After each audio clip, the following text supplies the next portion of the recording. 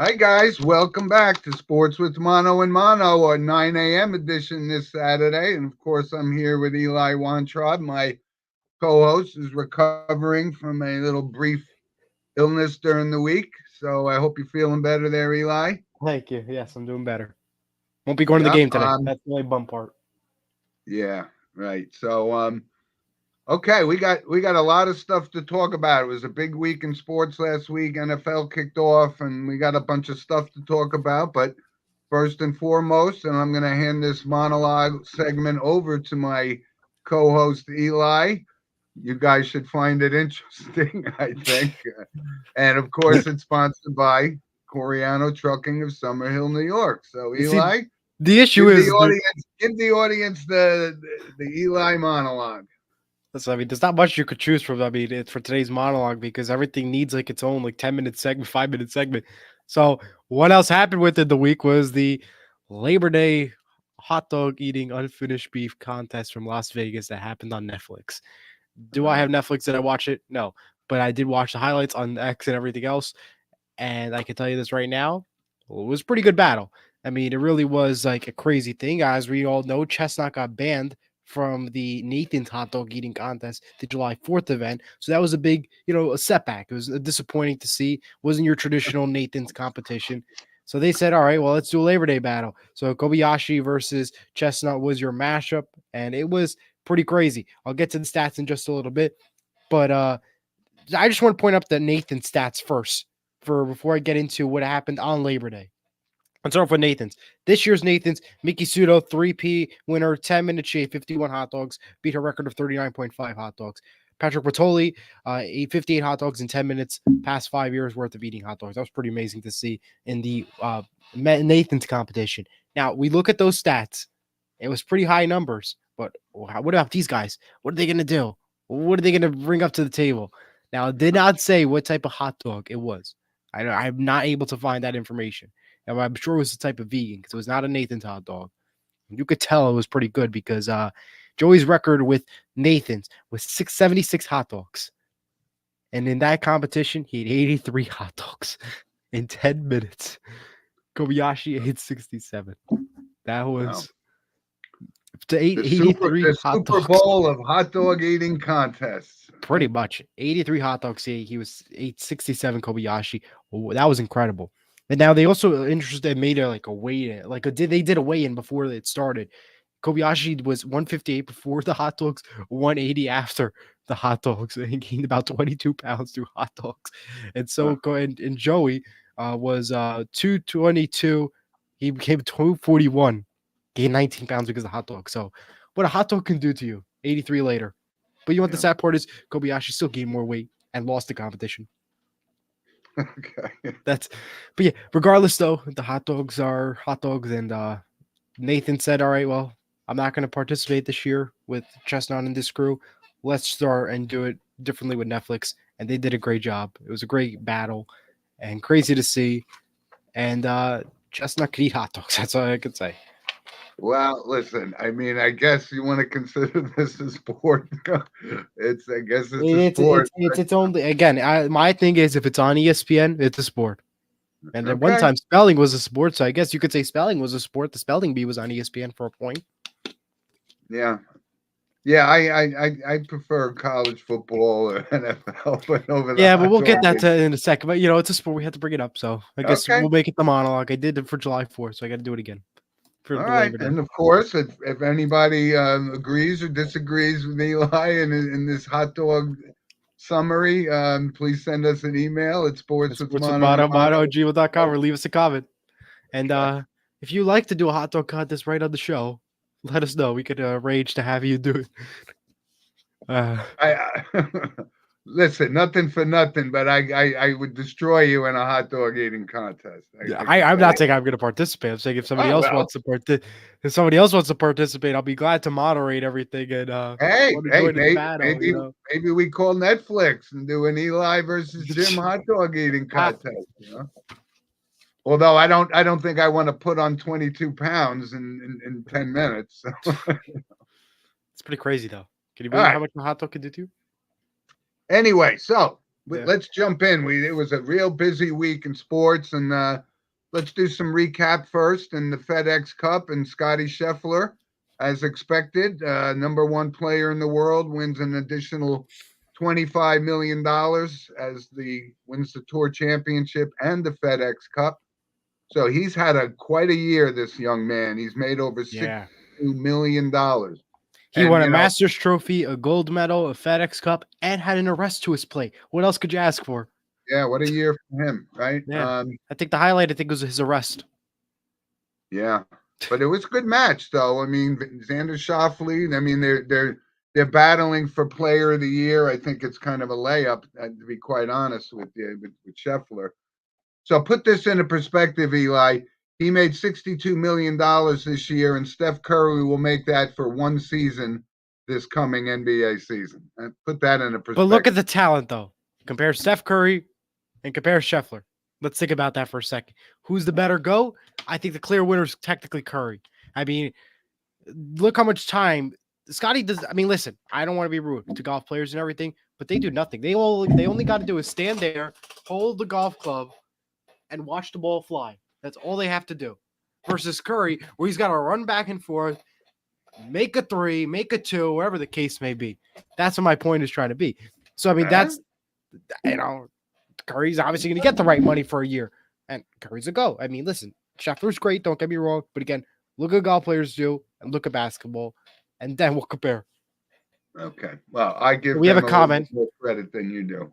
Andrew says, good morning, guys. And don't forget to keep on commenting and let us know your thoughts throughout anything we said today. And Andrew's with us at 9 a.m. That means he's a loyal listener for certain. Thank you, Andrew. So you're going to see us at the beach. All right. So we got that. And let's talk a little bit about the U.S. Open, because it's been absolutely almost shocking that the premier players, right, Djokovic and all these guys are out. So we have an American in the final for the first time since yeah, no kidding. I mean, yeah, no, I get it. Golf is hard, no question. I'm saying compare that to what Steph Curry does. I can't agree with you. I think there's such a certain level. I know golf is hard. Don't get me wrong. I don't think it's easy. I'm not telling you that I can go onto a golf and one of the golf courses and say I can do a hole in one shot. But I'm just saying, if you compare what Curry does and compare that to what Scheffler does, I don't know. I think Curry has the win on that one. We can agree to disagree for sure. For sure.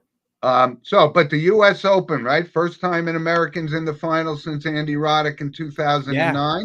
So the matchup is set. It's Taylor Fritz versus Jannik Sinner, who we kind of mentioned that was our monologue last week about the drug test that he failed. So I mean, this could be if he pulls the upset.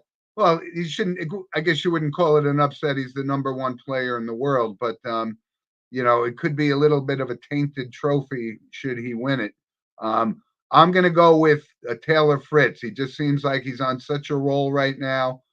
He beat a tough Francis Tiafoe last night in the semifinals, but it's been exciting as always. And on the women's side, we have the final set, and noticeably the number one player is not in the field in the finals, and that's Coco Gauff, who got beat by Emma Navarro.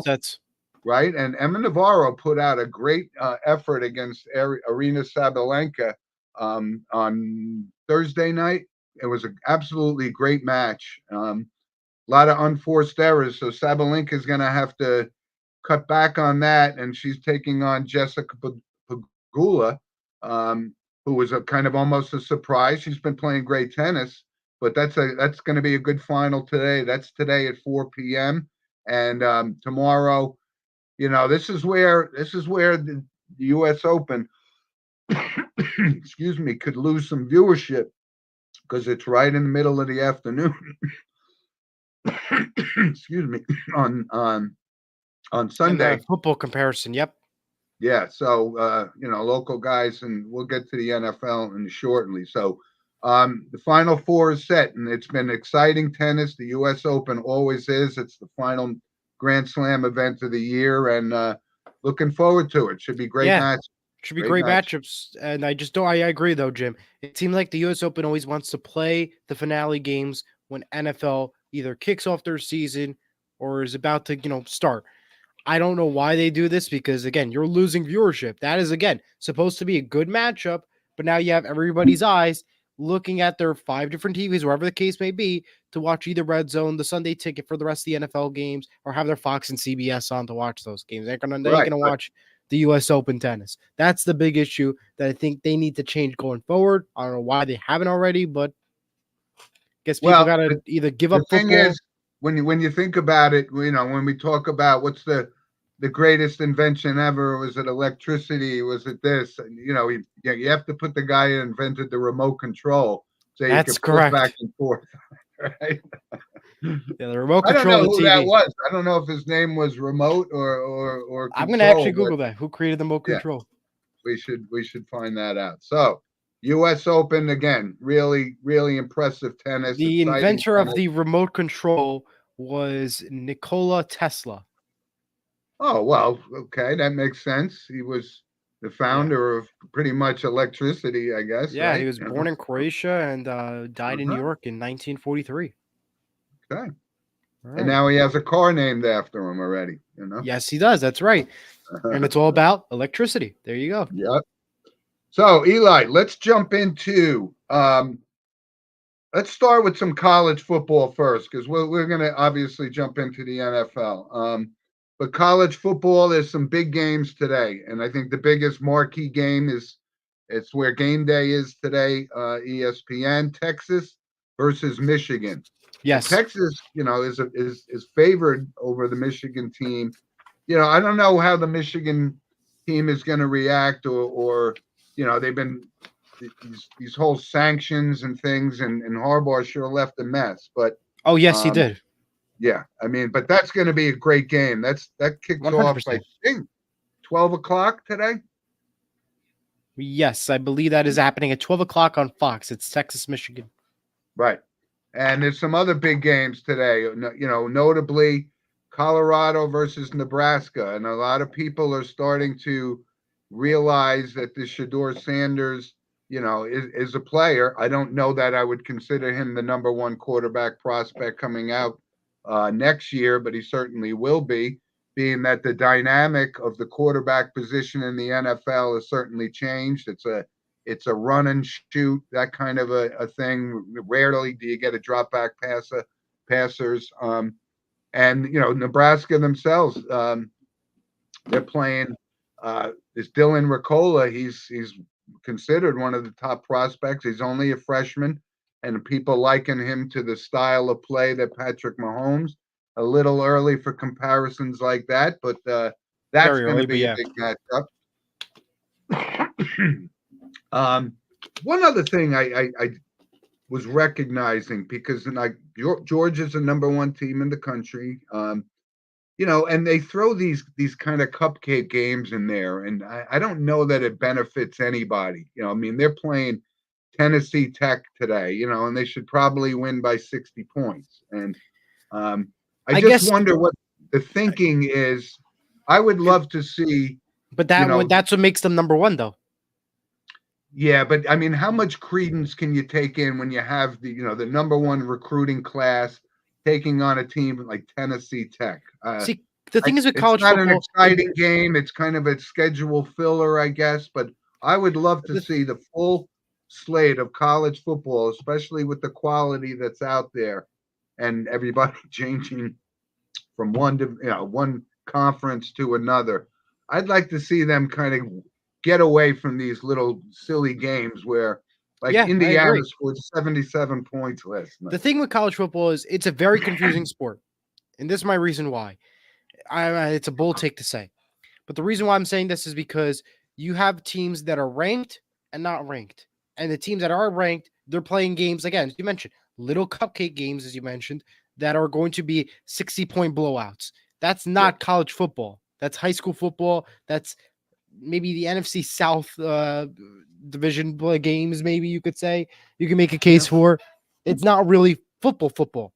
I mean, I don't know why that they haven't changed to make it like the ranked teams play the ranked teams, or the ranked teams play the top of each like conference, like the SEC, the Big Ten, whatever the case may be, because it really is like it's again cupcake games, as you mentioned.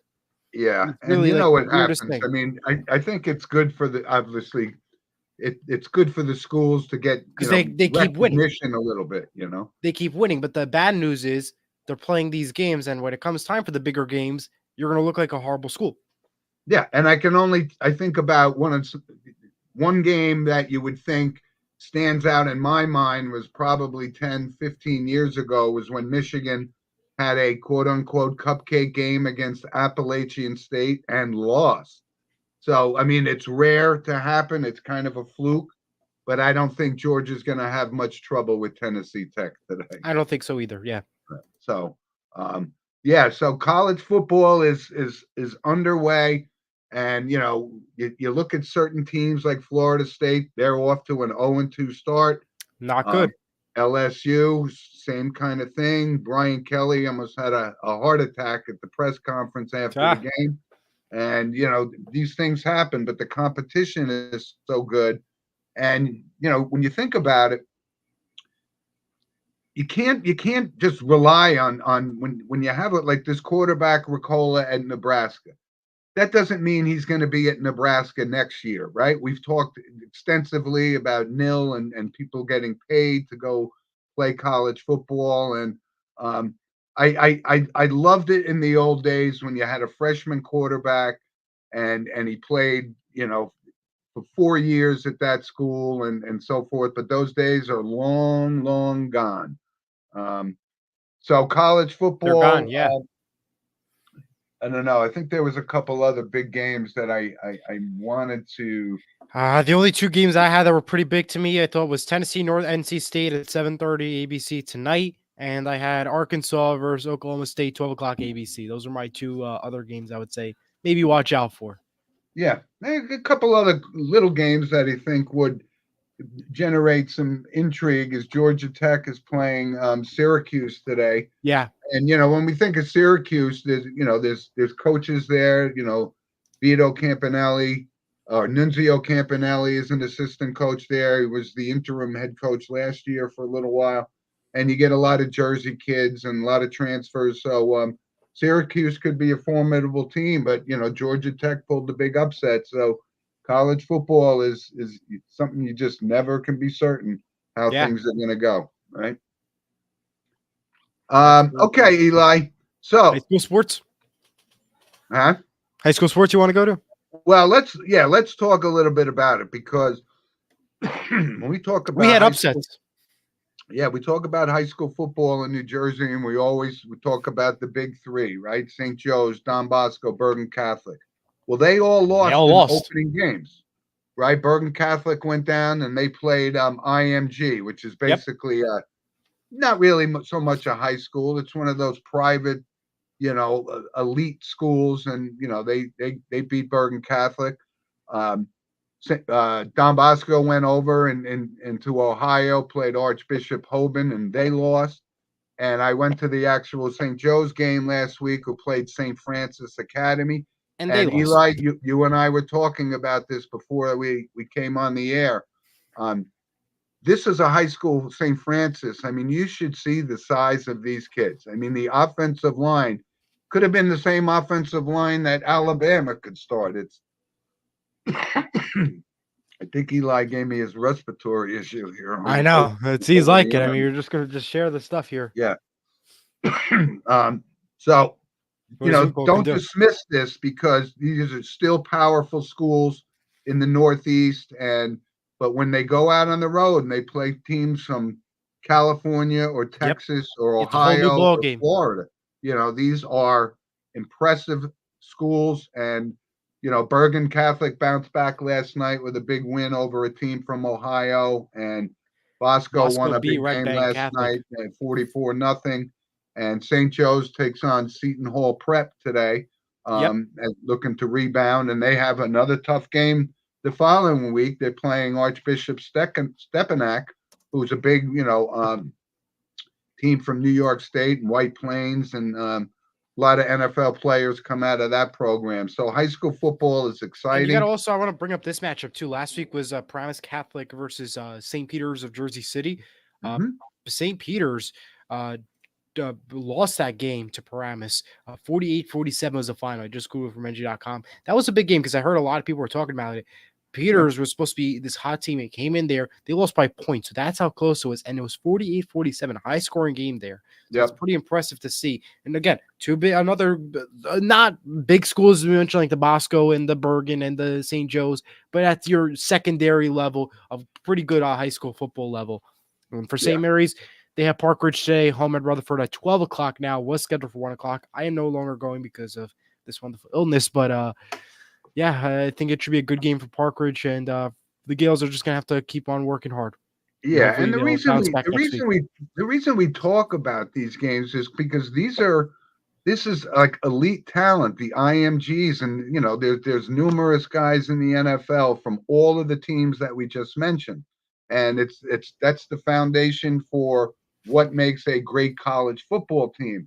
And we're proud of the guys that are from New Jersey and in the tri-state area, and I just love to see it. It's great. Absolutely. Packed house at St. Joe's last week for the game too. Sure, it was. Yeah. We'll go to baseball. Yep.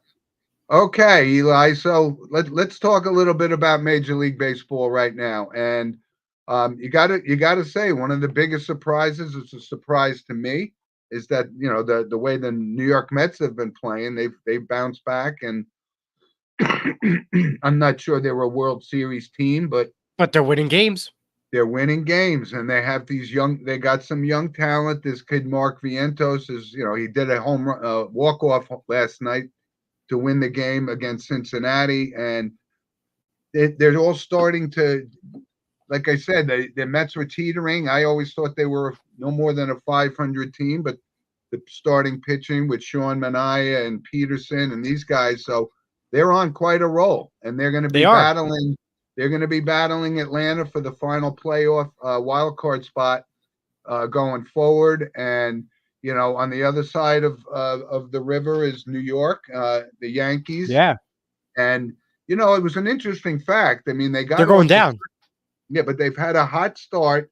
But over the past 80 games, they're basically a 500 team and still leading tied at the division or half game behind Baltimore. So, Baltimore maybe has cooled off a little bit. The Yankees, more of a streaky team. You never know what you're going to get, but they got a bullpen issue. They continue to throw Clay Holmes in there, and he continues to blow saves, the most blown saves in the league so far. 9 games or 10 games, and Aaron Judge hasn't hit a home run. Hard to believe that that's even news, but it is. And you look at this, in the National League, and it's kind of a good debate here. A lot of people are talking about, Shohei Ohtani, most likely going to be the first 50 home run, 50 stolen base guy.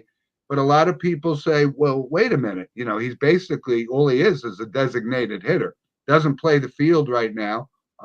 Certainly not coming back to pitch this year, but he may be pitching next year. So he's like well rested. So comparatively speaking, it used to be 40-40 or it used to be 30-30 was a great season in Major League Baseball. Then we start seeing 40-40, and now we're going to probably see the first 50 home run, 50 stolen base. And, so the debate is, should a full-time designated hitter be considered Return back? Yeah, but should he be considered for the MVP? Well, if you look at his offensive numbers, yes, 100%. Why not? I mean, the only other one in the National League, and Francisco Lindor has become hot. And I kind of chuckle a lot because the Met fans for the first 3 years he was here, considered him to be not a bust, but not that mega superstar that he was advertised to be. So, but he does play shortstop every day, and that's a big part of baseball. So, I'd love to hear people's thoughts about whether or not they think, a designated hitter could be considered an MVP candidate. I think it is a possibility that it could be considered an MVP category.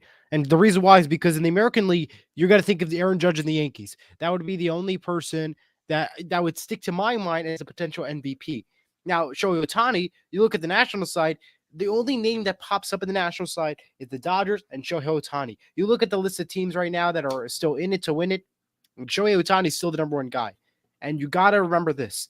Shohei Ohtani is putting up numbers, and that is through home runs, stolen bases, going to getting an at bat, and hitting it the ball well.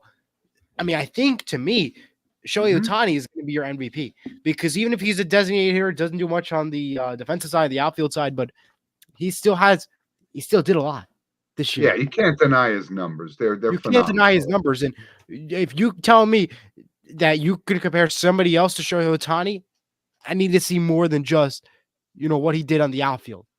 Yep, I agree with you. And I think that's what's going to help Shohei Ohtani get that MVP this year.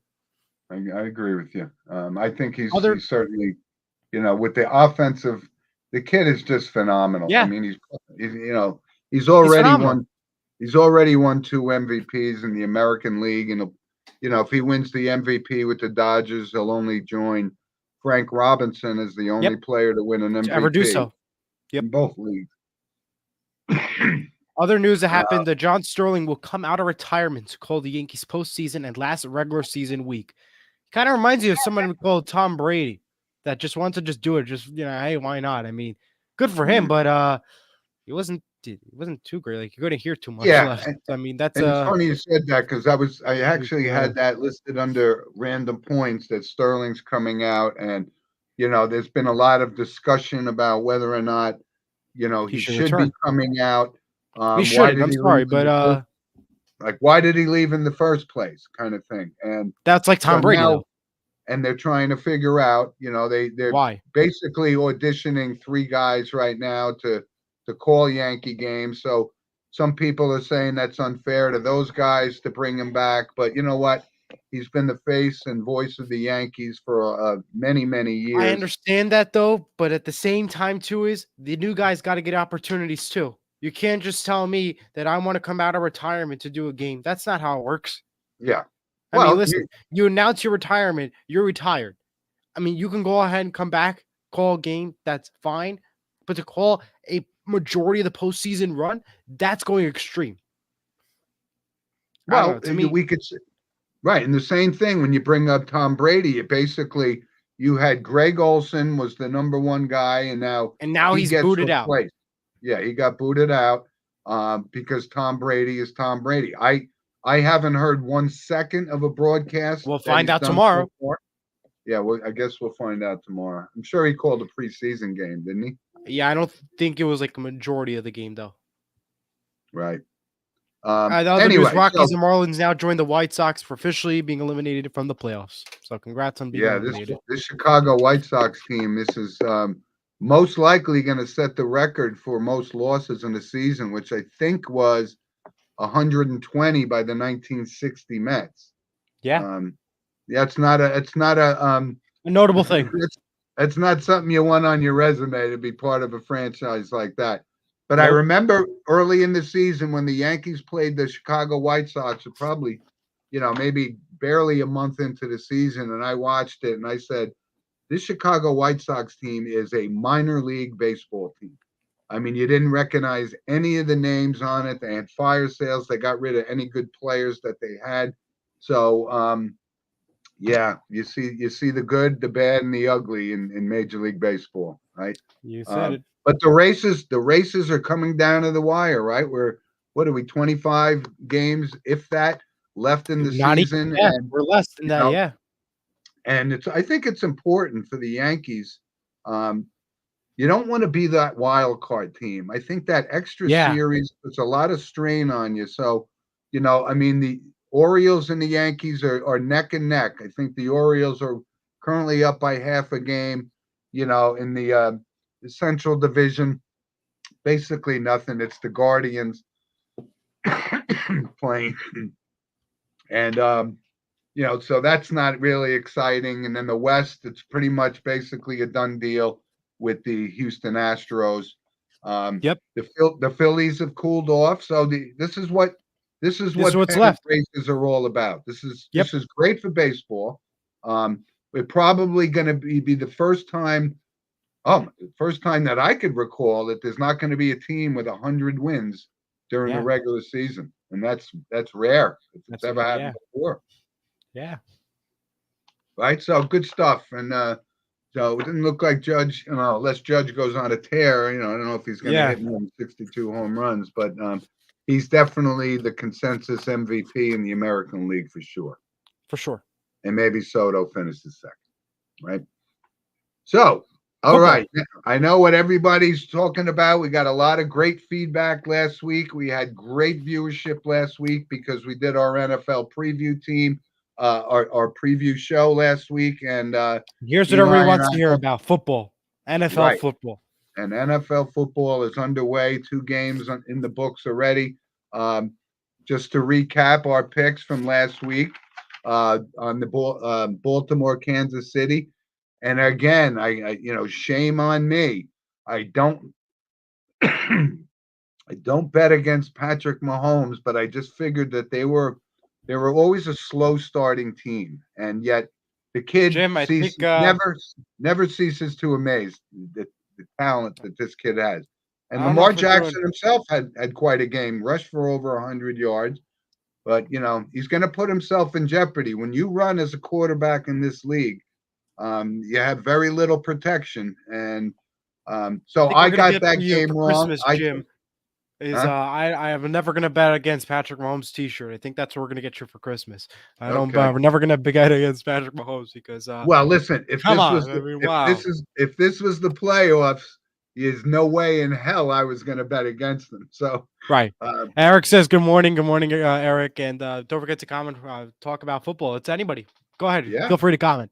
Let's hear it. And Eric is the pride of Westchester, Pennsylvania. So he's a loyal listener, and it's been great. So Yep. I got that one wrong. I had taken Baltimore. Eli, you were right. You had Kansas City. Yep. And then last night in the game in Sao Paulo, Sao Paulo, Brazil. Brazil, right? And That was again, ugly. it comes back up. It had to be on Peacock. Some people don't have Peacock. And if you want to watch these games, when you think about it, the NFL playing these international games, I think that was the wrong opportunity, although it's a trend that just can't be turned around. Games are going to streaming services, period. I know you're more up to speed on the contract discussions and who's getting what and who's going to get it, but it's going to be a full-time thing, and at some point the Super Bowl is going to be exactly that. You're going to have Peacock or Disney or Yes. whatever it is to watch the NFL games. And I think one big note, it's a streaming. Roger Goodell was all for the streaming services, and I think this is going to be looking pretty good if everything goes well into plan. I mean, looking at one big example I want to bring up was the Venue Sports that is joint between Warner Brothers, Disney, and Fox. If that eventually goes through, you now have Fox and Disney, which will bring you Monday Night Football, which is ABC and ESPN, and that will also bring you the Fox games onto one major app. And now to mention also, CBS has Paramount Plus, NBC has Peacock, Prime Video is Prime Video, and the only one that's left would be Netflix. So that'll be your 5 streaming services, and NFL Plus at 6, and then not to mention Sunday Tickets at 7. So in reality, you need 7 streaming services in total if Venue Sports goes through. If you want to be all streaming, which is a lot of money if you really think about it, just to watch football. So it's really, as I mentioned, it's a hard word to say, but it's like to watch sports is now becoming an addiction because, like, you pay money to smoke and do certain things. Now you have to pay to watch games and pay for streaming services. So at this point, sports now becoming an addiction. That's really, it's a hard word to say, but it's true. And I'm trying to stay true that I don't want to be forced to do this, but this is a passion of you and I. We talk about the NFL a lot, and it's not going to just be the NFL. It's going to be everybody when they see the revenue that people, and it's very similar to what our monologue was last week about guys Yes. holding out that are under contract and the teams buckle under because they're just making so much money. But one of our loyal listeners told me, he had switched to Direct TV and he loses ESPN. So, how do you justify that? And then, what's the alternative? Because there's certain games that are going to be on ESPN, and then you're going to have to pony up again to watch the NFL, and it drives me crazy. Eric says reminds me of a closed circuit TV for the boxing matches of yesteryear. Right, and you know what? That's a good story because good point, Eric. Because I remember, like Frazier Ali, you had to pay to watch those games, and then as boxing when boxing was actually boxing, um, you had to pay, right? Hagler Hearns and Sugar Ray and Roberto Duran, and it's exactly what's happening. That's a great point. I didn't even think about that. So it's not a new concept, but it's a changing dynamic from the model that we've become accustomed to, right? Yes. In New York, it was always a local Channel 2, Channel 4, and now 5, 7. 5. Yeah, it's nonstop. But it's changing. People are addicted. People are addicted to this, and they're going to pay. They're going. That's the issue because again, sports is now becoming an addiction. Yep. Let's go back to the games real quick before we move on to the NFL news and stuff like that. Let's start with the Chiefs Ravens. Chiefs are the Ravens 27-20. That game came down to a toe. Yes, you heard that right. A toe. Literally, it was a toe. It was the final play was Jackson to Likely, but the toe just over the line. It was a toe. And there are people, but we know what's so funny about that, Eli, is the instant replay is there for a reason, whether you like it or don't like it. Right? And he was definitely out. Out of bounds. He was out. Yes. But even Lamar Jackson said, I disagree. I think that was a touchdown. Well, how could you dispute it if it's because the thing is with the Ravens, they're going to say, of course it's a touchdown because, hey, look, we touched. I know it wasn't out of bounds because they want the points. They're not going to admit the truth. The Chiefs will. America will see it. The refs is going to disagree. But the Ravens are obviously going to say, yeah, it's a touchdown. And the thing is, when you look at the first cam, the original camera that showed the shot, it looked like he was in. But when you went to the side cameras, the field goal camera, the angle on the side of the pylon cam, you can tell that his toe just went out of bounds. But from that original shot that they showed the football where Jackson threw, that looked like a touchdown, and he just made it. Like his tiptoe would just made it like a tiptoe, like a balance thing. But that's what it's there for. That's what it's there for. Right. It really just came down to that. But can we also talk about Xavier Worthy right there? First touchdown, incredible. He is fast. He is good. He was incredible. Xavier Worthy, for the Kansas City Chiefs was no question phenomenal in that game. It was pretty amazing to see. And like Patrick Mahomes needs another weapon. And now, everyone questioned when they got rid of Tyreek Hill. Maybe was that the right decision, right? But it seems like right choice. And they still went on to win 2 consecutive Super Bowls. And now they're going for 3. This kid Worthy, he's going to be exciting. And Tucker misses his first kick of the a season. It was I believe an extra field goal kick. That was no good. That was a shocker there for Tucker because he always makes those kicks. And for those who have fantasy, we're a little disappointed about that. Right. And also another big issue with that game. Before I get to this big issue, Taylor Swift was there, so that's why they won regardless. We can already agree with that one. She's a superstar weapon for that team. We can all admit it. I was wondering if we were going to get through the entire show without Eli mentioning Taylor Swift. But it's the truth, though. They cannot win a game without Taylor Swift. You watch. If she doesn't go to the next game, the Chiefs have Cincinnati next week. If she is not at that game, guarantee you they lose. I'm going to take that bet right now. So I'm going to hold it. She was at the Super Bowl, and they won it. So, anyway, okay. The last one is the illegal formations. A lot of illegal formations were called in the flags. To me, what I saw, they were all good calls. I had no issue with it. I've seen worse before. That wasn't bad at all. But a lot of flags against the Ravens, that was a little shocking to me. I don't know. You have any thoughts about that? No, not really. When you think about the new rules that have come into play, I don't think in the first 2 games we saw anything about those hip tackles. No, we didn't see anything about the hip drop tackle, but the kickoff rule we didn't see much because we already saw a touchback first play of the game. So that really didn't. The kickoff rule didn't do much except move 5 yards up. That really Yeah, and there's one thing, and I wasn't well versed in this kickoff rule until I watched the games. You got two philosophies here. If you don't want any opportunity for a kickoff return, then you just kick it into the end zone, which these Yeah, guys can do without. But the downside is now instead of coming out to the 25, it comes out to the 30-yard line. yeah, So if you have a real solid defense, that's the play. No reason to give the other team an opportunity right. to return the ball. It seems a little odd that nobody can move until the ball is caught and so forth. But yeah, these new rules at some point it's going to affect the outcome of the game. And It I is know already they're high trying. scoring Yeah. games already. You know what I did notice though, Eli, those new head covers that they have, and somebody I forgot who it was. I College think football. we're gonna see more and more of those. Because again, I still don't understand why concussions are so prevalent with the equipment that we have.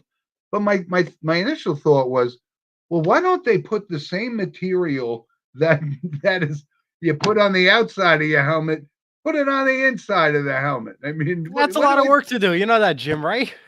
okay, so what? It costs a few more bucks to do it, but I mean, doesn't that make more sense than looking like we're playing with 12 Martians against 12 Martians? It's kind of crazy.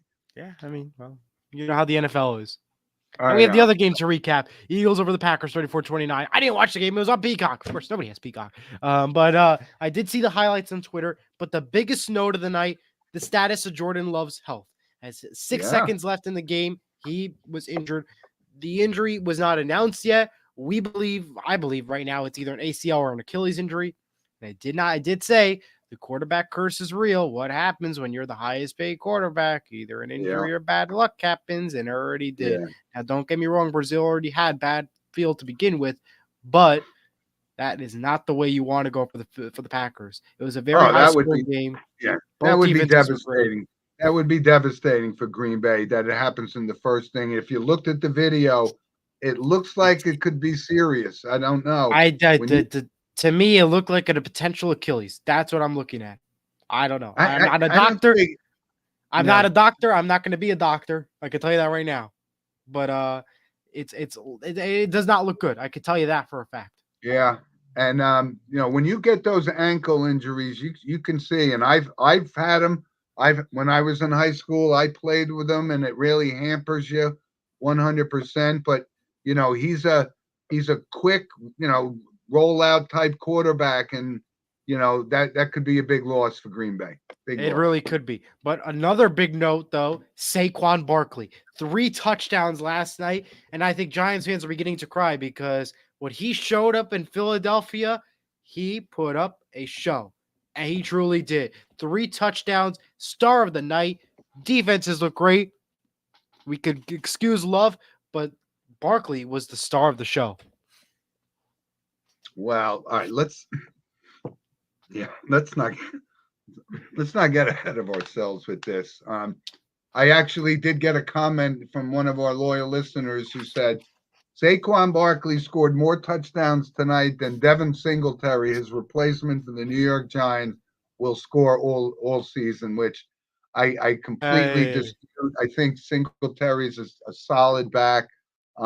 Yeah, I was always a Saquon guy, but I've always said that Philadelphia offense, right? Whether it was Boston Scott and all these other guys, it's the same thing.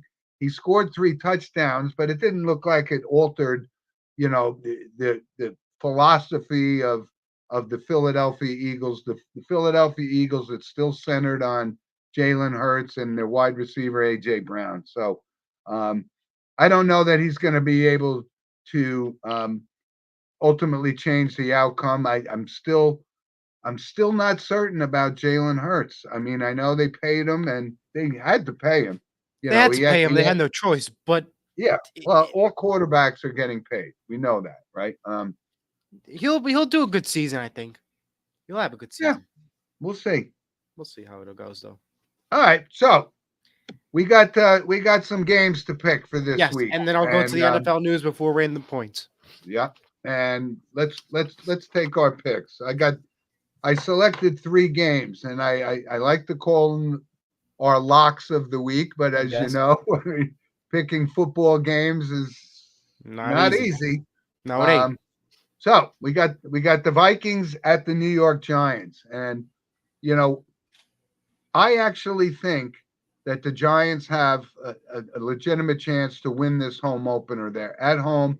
Brian Dable's now going to be calling the plays. You have Malik Neighbors, and yes, the X factor here is Daniel Jones. Can he A, No, stay healthy, and no. B, become the quarterback that I thought he was going to be? And he hasn't panned out that way. But on the other side, for the Minnesota Vikings, you have Sam Darnold. And for, being from New York, we've seen what he's capable of, and he's just not reliable to me. I mean, he has one of the best weapons in the league in Justin Jefferson. I don't know. I had a conversation with a Viking fan yesterday who was telling me, the defense isn't, that powerful defense that we can see sometimes when a defense can win games for you. So it's going to be on Sam Darnold, and the backup quarterback is Nick Mullins. Yep. So outside of Justin Jefferson, I don't know that the Vikings are that formidable that they can come into the Giant Stadium. But if we do see it, all of a sudden the people will be calling for Daniel Jones's head right after the first week of the season. And like I said, I agree 100%. This is a make or break year. They're not on the hook to pay him next year. Sure, there'll be some dead cat money involved with that, but I'm going to take the Giants.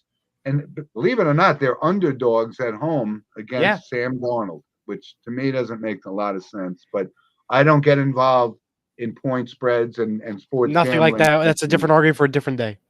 Right. So I'm going to take the Giants.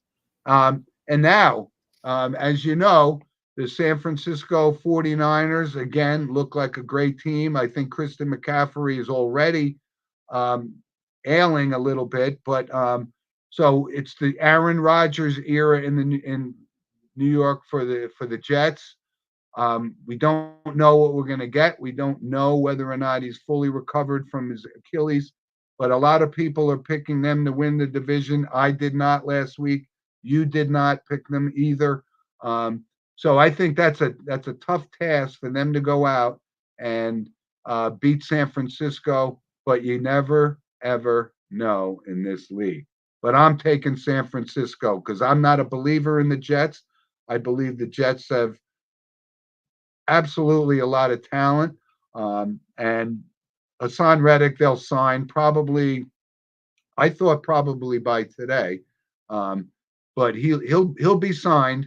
And again, because we talked about it in the monologue last week, these guys they cave in, and I would just love to see one team say, "We're not paying you because you're under contract." But I'm going to take the San Francisco 49ers. And the third game that I had was Arizona at Buffalo. And again, a lot of people are kind of dismissing Buffalo and, without Stephon Diggs, but they do bring in Keon Johnson. They got, a great pair of tight ends that could offset that. And I think Josh Allen is still a great quarterback.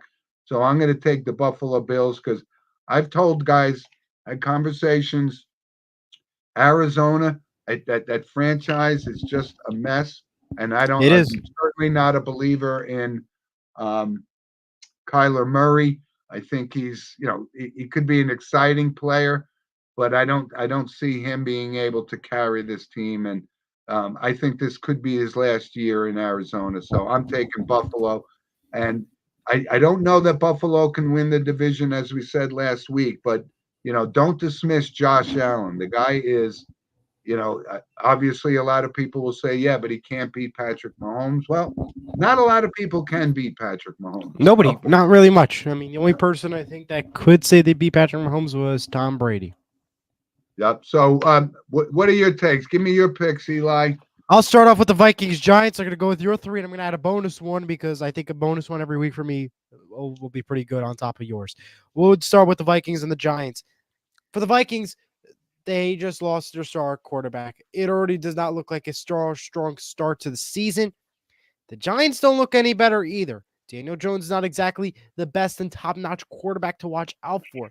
But in this case here, and for today's game, tomorrow, I'm going to take the New York Giants 18-15, an all field goal game, maybe a touchdown in there, but it's going to be an all field goal game for the Giants, though. 18-15. They'll come up on top. Good. Cardinals, Buffalo. I'm going to take Buffalo 35-12. That's my score prediction there, too.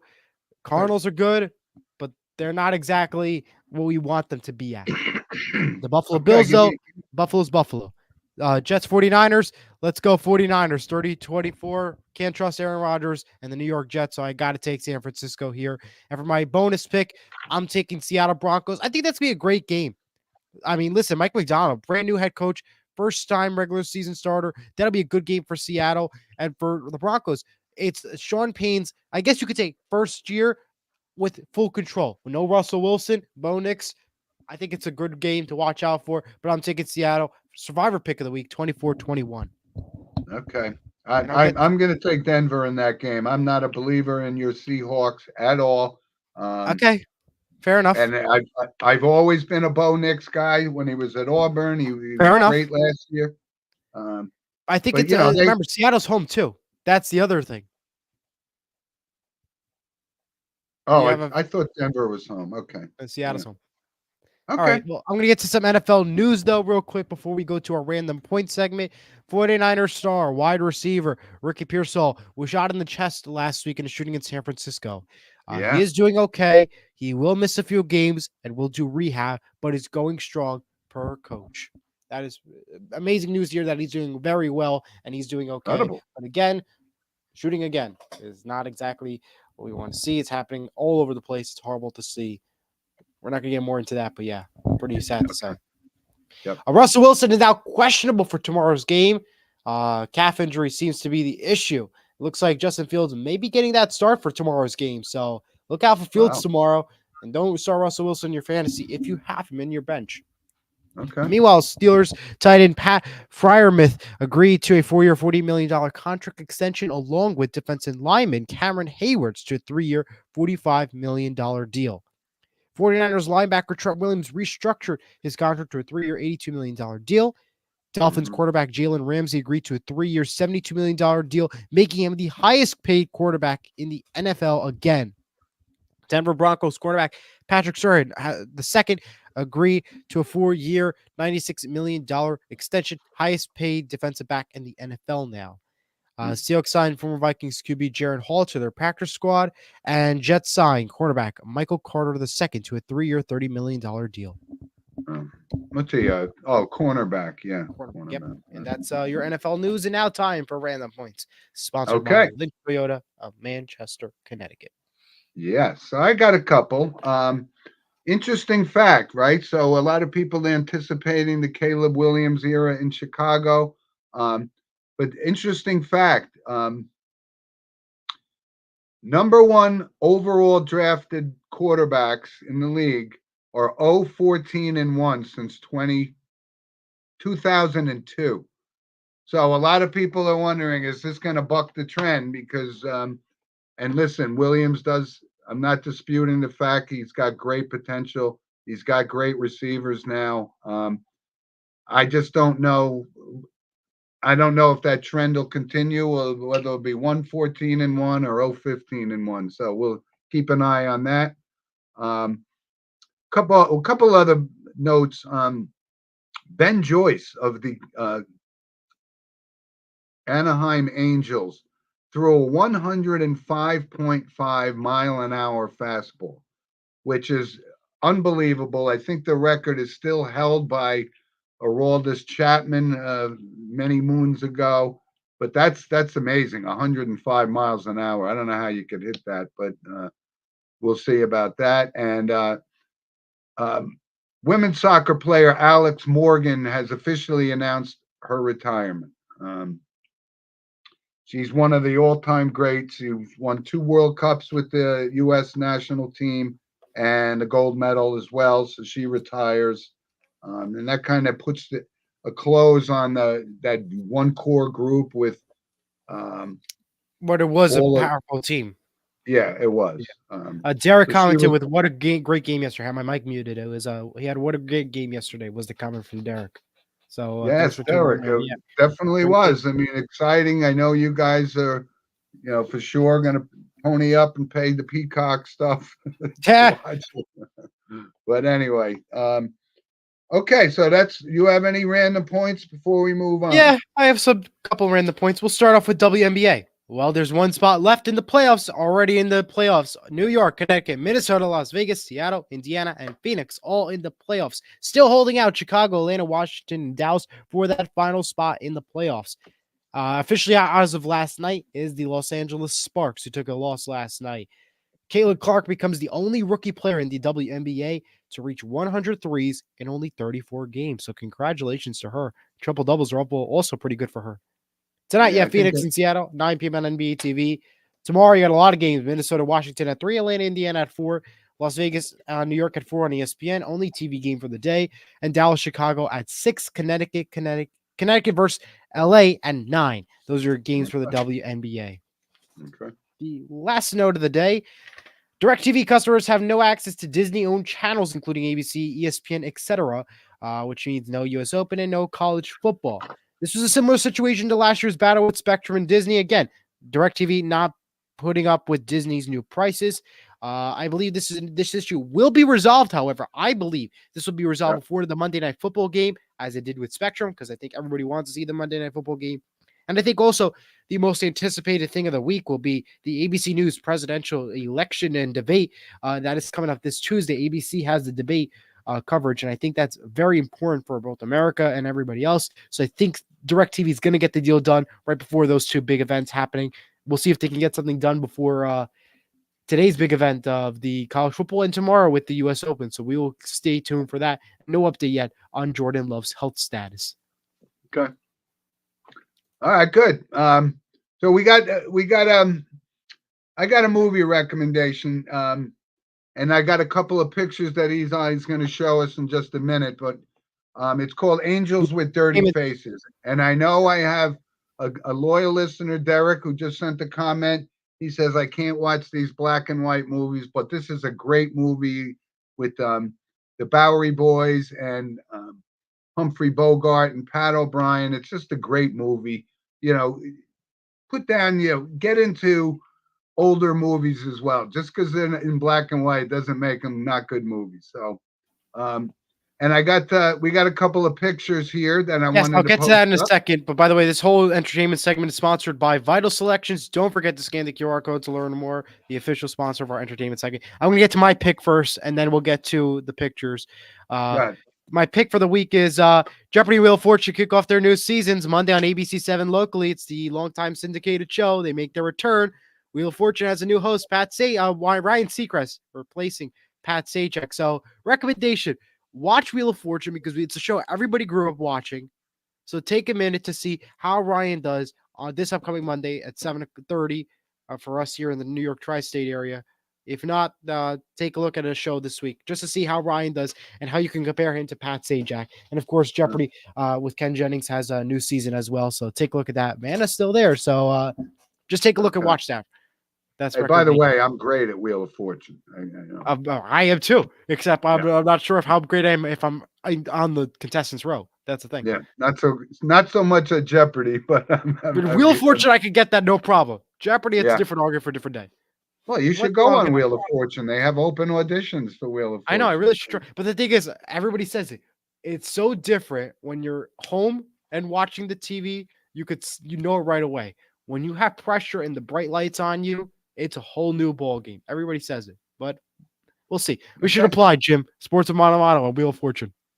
Okay, well, maybe. Let's get to the photos. And that is my grandson Hudson in his first day of school. He's 2 years old. Look at his height. He's cute as hell, but his backpack is almost bigger than him.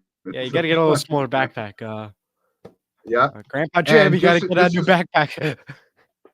And there's the picture that I'm talking about. They were also known as the Dead End Kids or the Bowery Boys, but those are the group of kids that were in the movie Angels with Dirty Faces, and just They had their own TV show, and it was great. It was just great. Anyway, so those are our pictures, and Yeah, I you missed know, school, so it was sad. Less first day senior year, everything, but I missed it because of the wonderful illness. So back at it yeah, now. and I say, boy, it's kind of rare to have somebody say I actually missed going to school. Yeah, well, you know why? Because I'm the type of person, I talked to you about this earlier, that I'd rather have my work done like a month in advance. I like to be organized. I like to know certain things ahead of time. And Yep. opening couple days, that's like the best time to like just get back into the flow.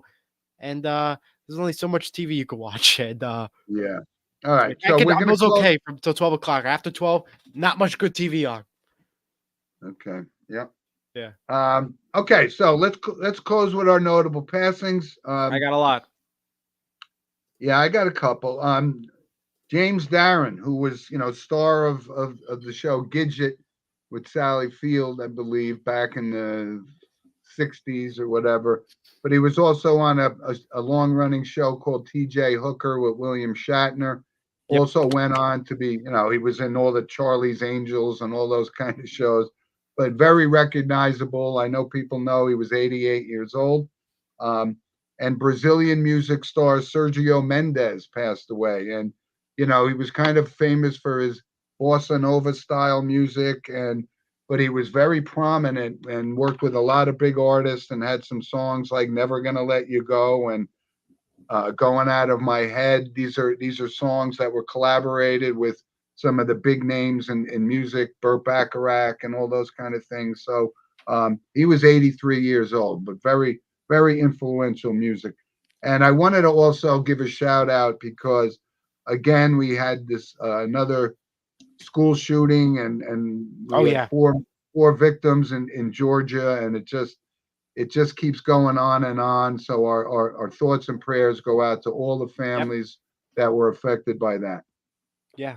And also, and with 9/11 coming up this week, we also give a shout out to the thoughts and prayers to the families of the victims in the tragic day, and 100%. pay That's tribute as absolutely well right. on 9/11.